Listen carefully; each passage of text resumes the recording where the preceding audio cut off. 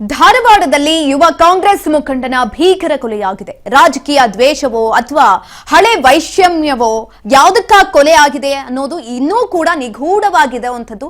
ಸ್ವಗೃಹದಲ್ಲೇ ಕಾಂಗ್ರೆಸ್ ಮುಖಂಡನ ಇದೀಗ ಕೊಲೆ ಮಾಡಲಾಗಿದೆ. ಮನೆಯಲ್ಲಿ ಅಟ್ಟಾಡಿಸಿ ಕಿರಾತಕರಿಂದ ಕೃತ್ಯ ನಡೆಸಿರುವ ಕುರಿತಾಗಿ ಪ್ರಕರಣ ಕೂಡ ದಾಖಲಾಗಿದೆ ಈಗ ಆಲ್ರೆಡಿ. ಈ ಒಂದು ಕೊಲೆ ಯಾಕಾಗಾಯಿತು ಇನ್ನೂ ಕೂಡ ಕ್ಲಾರಿಟಿ ಇಲ್ಲ.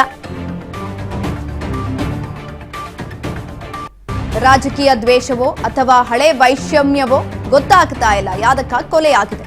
ಸ್ವಗೃಹದಲ್ಲೇ ಕಾಂಗ್ರೆಸ್ ಮುಖಂಡನ ಫೈರೋಜ್ ಪಠಾಣ್ ಹತ್ಯೆ ಆಗಿರುವಂಥದ್ದು. ಮನೆಯಲ್ಲಿ ಅಟ್ಟಾಡಿಸಿ ಕಿರಾತಕರಿಂದ ಕೃತ್ಯವನ್ನ ನಡೆಸಲಾಗಿದೆ. ಕುರಿತಾಗಿ ಪ್ರಕರಣ ಕೂಡ ದಾಖಲಾಗಿದೆ. ಫೈರೋಜ್ ಪಠಾಣ್ ಕುಟುಂಬಸ್ಥರ ಮನನೊಂದಿದ್ದಾರೆ. ಇದೀಗ ಪ್ರತಿಭಟನೆಗೆ ಮುಂದಾಗಿದ್ದಾರೆ ಕುಟುಂಬಸ್ಥರು. ಅವರ ಮನವೊಲಿಸಿದ್ದಾರೆ ಡಿಸಿಪಿ. ಆರೋಪಿಗಳನ್ನ ಬಂಧಿಸುವ ಕುರಿತಾಗಿ ಭರವಸೆಯನ್ನ ಕೂಡ ಕೊಡಲಾಗಿದೆ. ಮನವಿಗೆ ಒಪ್ಪಿ ಈಗ ಆಲ್ರೆಡಿ ಮೃತದೇಹವನ್ನ ಅಲ್ಲಿಂದ ತೆಗೆದಿದ್ದಾರೆ. ಯಾಕಂತಂದ್ರೆ ಪ್ರತಿಭಟನೆಗೆ ಕೂಡ ಮುಂದಾಗಿದ್ದಂಥದ್ದು. ಸ್ವಗೃಹದಲ್ಲೇ ಕಾಂಗ್ರೆಸ್ ಮುಖಂಡನ ಕೊಲೆಯಾಗಿದ್ದಂಥದ್ದು. ಯಾಕಾಗಿ ಕೊಲೆ ಆಯಿತು ಅದೆಲ್ಲವೂ ಕೂಡ ಇನ್ನೂ ನಿಗೂಢವಾಗಿದೆ. ಪೊಲೀಸರು ತನಿಖೆಯನ್ನ ಆರಂಭ ಮಾಡಿದ್ದಾರೆ. ತನಿಖೆ ಆದ ನಂತರ ಅದು ರಾಜಕೀಯ ದ್ವೇಷಕ್ಕಾಗಿ ಕೊಲೆ ಆಗಿರುವಂಥದ್ದು ಅಥವಾ ಏನಾದ್ರೂ ಅವರ ಮಧ್ಯದಲ್ಲೇ ಮನಸ್ತಾಪ ಇದ್ದು ಕೊಲೆ ಆಗಿರುವಂಥದ್ದು ಇನ್ನೂ ಕೂಡ ನಿಖರವಾಗಿ ತಿಳಿದು ಬಂದಿಲ್ಲ. ಪ್ರತಿಭಟನೆಗೆ ಇಳಿದಂತಹ ಸಂದರ್ಭದಲ್ಲಿ ಪೊಲೀಸರು ಕೂಡ ಅವರನ್ನ ಬಂಧಿಸ್ತೀವಿ ಅನ್ನುವಂತಹ ಭರವಸೆ ಕೊಟ್ಟ ನಂತರ ಮೃತದೇಹದೊಂದಿಗೆ ಮನೆಗೆ ಹೋಗಿದ್ದಾರೆ ಕುಟುಂಬದವರು. ಇದ್ರ ಬಗ್ಗೆ ಹೆಚ್ಚಿನ ಮಾಹಿತಿಯನ್ನ ತಿಳ್ಕೊಳ್ತಾ ಹೋಗೋಣ. ನಮ್ಮ ಪ್ರತಿನಿಧಿ ಪ್ರಶಾಂತ್ ಸಂಪರ್ಕದಲ್ಲಿದ್ದಾರೆ. ಪ್ರಶಾಂತ್, ಧಾರವಾಡದಲ್ಲಿ ಯುವ ಕಾಂಗ್ರೆಸ್ ಮುಖಂಡನ ಭೀಕರ ಕೊಲೆಯಾಗಿದ್ದಂಥದ್ದು ಯಾಕಾಗಿ, ಏನಾಗಿತ್ತು ಅಲ್ಲಿ, ಹೆಚ್ಚಿನ ಮಾಹಿತಿ ಕೊಡೋದಾದ್ರೆ? ಸುಖನ ಏನಂತಂದ್ರೆ ಕಳೆದ ರಾತ್ರಿ ಯೂತ್ ಕಾಂಗ್ರೆಸ್ ಪಕ್ಷದ ಪ್ರಧಾನ ಕಾರ್ಯದರ್ಶಿ ಅಂತ ಫೈರೋಜ್ ಪಠಾಣ್ ಅವರ ಹತ್ಯೆಯಾಗಿದ್ದು, ಅವ್ರ ಮನೇಲಿ ಸಾಯಂಕಾಲ ಅವರು 8:30 ಸುಮಾರು ಯಾವ ಫ್ರೆಂಡ್ ಜೊತೆ ಫೋನಲ್ಲಿ ಕಾಲ್ ಮಾಡ್ತಾ ಮಾತಾಡ್ತಿರ್ತಾರೆ. ಆ ಟೈಮಲ್ಲಿ ಅಚಾನಕ್ ಒಬ್ಬನು ದುಷ್ಕರ್ಮಿ ಬರ್ತಾನೆ. ಫಸ್ಟಿಗೆ ಬಂದು ಮಾತಾಡ್ಕೊಂತ ನಿಲ್ತಾನೆ. ನೆಕ್ಸ್ಟ್ 3 ಜನ ಬರ್ತಾರೆ.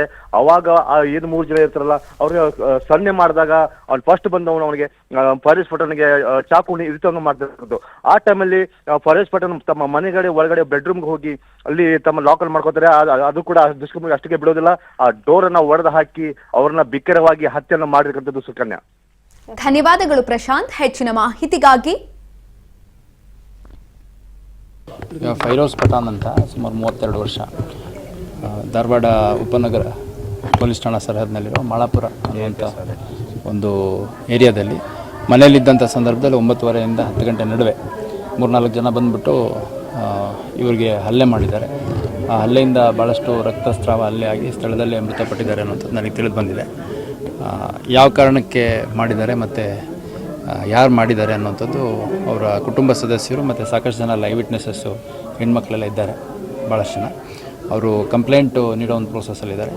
ಈಗ ಕಂಪ್ಲೇಂಟ್ ಕೊಟ್ಟರೆ ಇಮಿಡಿಯೇಟ್ ನಾವು ಈಗಾಗಲೇ ಆರೋಪಿಗಳು ಯಾರು ಅನ್ನುವಂಥದ್ದು ಕ್ಲೂ ಸಿಕ್ಕಿರೋದ್ರ ಹಿನ್ನೆಲೆಯಲ್ಲಿ ಅವ್ರನ್ನ ಹುಡುಕ್ಲಿಕ್ಕೆ ನಮ್ಮ ಅಧಿಕಾರಿ ಸಿಬ್ಬಂದಿಗಳು ಕಾರ್ಯೋನ್ಮುಖರಾಗಿದ್ದಾರೆ. ಆದಷ್ಟು ಬೇಗ ಆರೋಪಿಗಳನ್ನು ಅರೆಸ್ಟ್ ಮಾಡುವಂಥ ಕೆಲಸ ಮಾಡಲಾಗಿದೆ.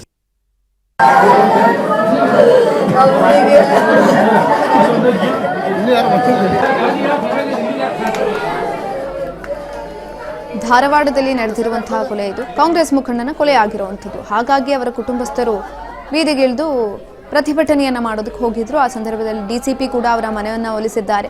ಯಾರು ಈ ರೀತಿಯಾಗಿ ಮಾಡಿದ್ದಾರೆ ಅವರನ್ನ ಬಂಧಿಸ್ತೀನಿ ಅಂತ ಭರವಸೆಯನ್ನ ಕೊಟ್ಟ ನಂತರ ಮೃತದೇಹವನ್ನ ತೆಗೆದುಕೊಂಡು ಕುಟುಂಬಸ್ಥರು ವಾಪಸ್ ಮನೆಗೆ ಹೋಗಿರುವಂಥದ್ದು. ಯಾಕಾಗಿ ಕೊಲೆ ಆಗಿರುವಂಥದ್ದು, ಏನಾಗಿತ್ತು ನಿಜಕ್ಕೂ ಕೂಡ ಇನ್ನೂ ಗೊತ್ತಾಗ್ತಾ ಇಲ್ಲ. ಪೊಲೀಸರಿಗೆ ಆಲ್ರೆಡಿ ತನಿಖೆಯನ್ನು ಆರಂಭ ಮಾಡಿದ್ದಾರೆ. ತನಿಖೆ ಮುಗಿದ ನಂತರ ಅದೇನಿದೆ ಸತ್ಯಾಸತ್ಯತೆ ಕೂಡ ಗೊತ್ತಾಗುವಂಥದ್ದು. ಮನವಿಗೆ ಒಪ್ಪಿ ಮೃತದೇಹದೊಂದಿಗೆ ಕುಟುಂಬಸ್ಥರು ಮನೆಗೆ ಹೋಗಿದ್ದಂಥದ್ದು. ಯುವ ನಾಯಕನ ಹತ್ಯೆಯಿಂದ ಆಕ್ರೋಶ ಕೂಡ ವ್ಯಕ್ತವಾಗ್ತಾ ಇತ್ತು. ಬಿಗಿ ಪೊಲೀಸ್ ಬಂದೋಬಸ್ತ್ ಕೂಡ ಮಾಡಲಾಗಿತ್ತು. ಧಾರವಾಡದಲ್ಲಿ ಭೀಕರವಾದಂತಹ ಕೊಲೆ ಆಗಿದ್ದಂಥದ್ದು.